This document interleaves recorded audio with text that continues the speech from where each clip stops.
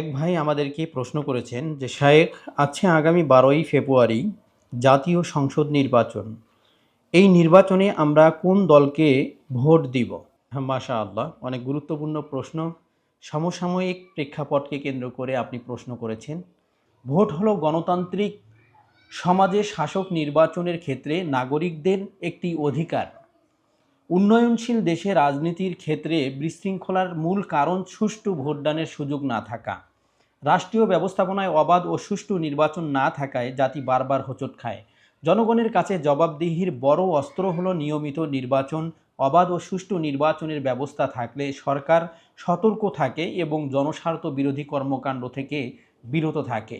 Vote হচ্ছে একটি আমানত। কাউকে সমর্থন করা বা কাউকে ভোট প্রয়োগের মাধ্যমে ভালো মন্দ কাজ করার ক্ষমতা তাকে দিয়ে দেওয়া। আল্লাহ রাব্বুল আলামিন কোরআনুল কারীমে বলতেছেন, ওয়ালতাকুম মিনকুম উম্মাতুন ইয়াদউনা ইলাল খায়রি ওয়া ইয়া'মুরুনা বিল মা'রুফি ওয়া ইয়ানহাউনা 'আনিল মুনকার ওয়া উলাইকা হুমুল মুফলিহুন।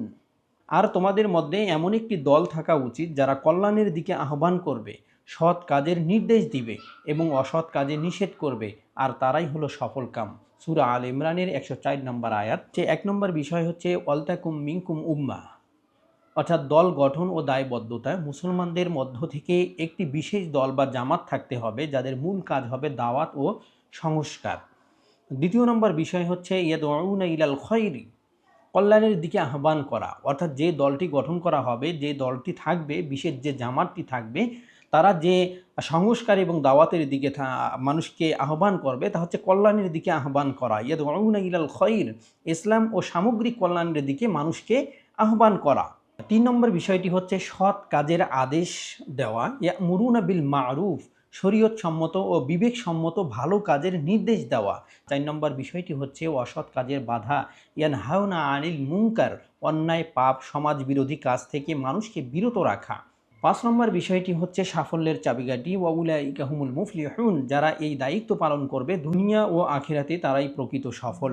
মুফাসসিরগণের মতে এই দায়িত্বটি মূলত ফরজে কিফায়া, অর্থাৎ সমাজের একটি অংশ যদি এই কাজ সঠিকভাবে পালন করে তবে বাকিরা গুনাহ থেকে বেঁচে যাবে, কিন্তু যদি কেউ এই দায়িত্ব পালন না করে তবে পুরো সমাজই আল্লাহর রহমত থেকে বঞ্চিত হতে পারে। এজন্যই আমরা সর্বপ্রথম যে বিষয়টি লক্ষ্য করব তা হচ্ছে কোরআনুল কারীমে আল্লাহ রাব্বুল আলামিন বললেন যে একটি জামাতবদ্ধ সংগঠন থাকবে, তারা আল্লাহর দিকে আহ্বান করবে, ভালো কাজের দিকে আহ্বান করবে।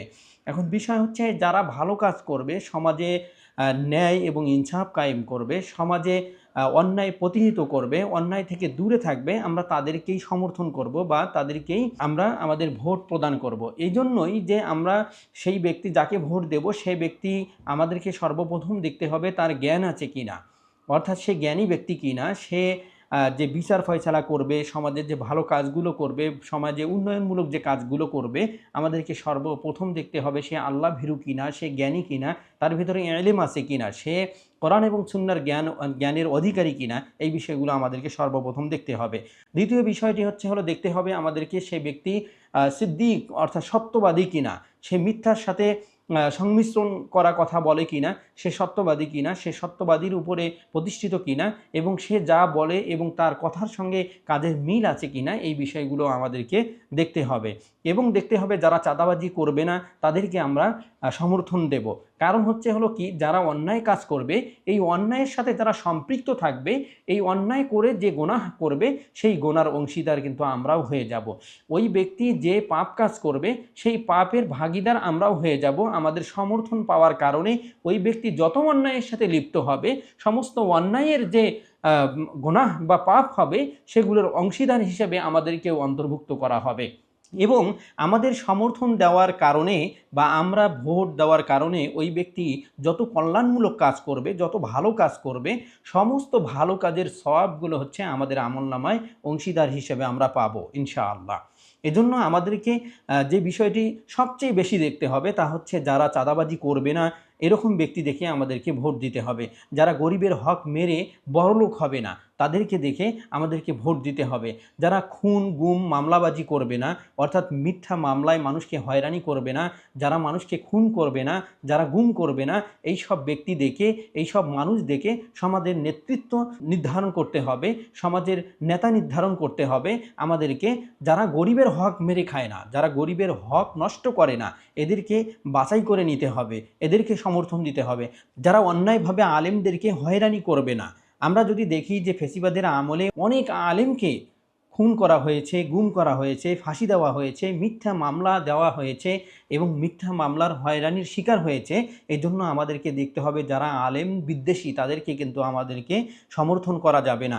যারা ঋণ খেলাপি, অর্থাৎ যারা ব্যাংক থেকে কোটি কোটি টাকা লোন নিয়ে সেই লোনগুলো আর পরিশোধ করে না, যেগুলো বিভিন্ন ব্যাংকের যে টাকাগুলো ব্যাংক ডাকাতি এটাকে বলা হয়, যারা ব্যাংকের এই ঋণ খেলাপি আছে তারা আমাদের সমর্থন পাওয়ার কারণে, আমরা যদি তাদেরকে সমর্থন দেই, এই সমর্থন পাওয়ার কারণে ওই ব্যক্তি তখন এই ঋণ তো শোধ করা দূরের কথা, আরও ঋণ করে বিদেশে বাড়ি করবে, গাড়ি করবে, তাদের কাজ হচ্ছে এগুলো। এই জন্য আমাদেরকে লক্ষ্য রাখতে হবে যে ঋণ খেলাপি যে ব্যক্তিগুলো আছে তাদেরকে কিন্তু আমাদেরকে সমাজের দায়িত্ব তুলে দেওয়া যাবে না। দেশ ও জনগণের বিপক্ষে কোনো কাজ করবে না এমন ব্যক্তি দেখেই নির্বাচিত করতে হবে। ঘুষ এবং দুর্নীতিমুক্ত জাতি গঠনে অগ্রণী ভূমিকা পালন করবে এমন ব্যক্তি দেখেই আমাদেরকে সমর্থন করতে হবে এবং আমাদের ভোট প্রয়োগ করতে হবে। যারা প্রচলিত শিক্ষা ব্যবস্থা সংস্কার করে বিশ্বমানের শিক্ষা ব্যবস্থা প্রণয়ন করবে। বর্তমান শিক্ষা ব্যবস্থায় আমরা দেখতে পাই আগডুম বাগডুম ঘোড়াডুম সাজে হাট্টিমা টিম টিম তারা মাঠে মারে ডিম, অদ্ভুত সব কেচ্চা কাহিনী দিয়ে সাজানো। যারা শিক্ষা ব্যবস্থাটাকে নৈতিক শিক্ষা, ইসলামিক শিক্ষা এবং বিশ্বমানের শিক্ষা ব্যবস্থা প্রণয়ন করবে এমন ব্যক্তি দেখে আমাদেরকে সমর্থন জানাতে হবে বা ভোট দিতে হবে। যারা মৌলিক অধিকারকে সুনিশ্চিত করবে, অর্থাৎ প্রতিটি মানুষের যে মৌলিক অধিকারগুলো আছে এই মৌলিক অধিকারগুলো সুনিশ্চিত যে ব্যক্তি করবে, আমরা তাদেরকেই সমর্থন জানাবো বা তাদেরকেই ভোট দেব। মূল কথা হচ্ছে যারা জাতিকে উন্নয়নের জন্য সর্বদা প্রস্তুত থাকবে এমন নেতাকেই নির্বাচন করা জাতির জন্য অতীব জরুরি। আশা করি আপনি আপনার প্রশ্নের উত্তর পেয়ে গেছেন। জাজাকুমুল্লাহ খাইর, আহসান আল জাজা। আসসালামু আলাইকুম ওয়া রাহমাতুল্লাহি ওয়া বারাকাতুহু।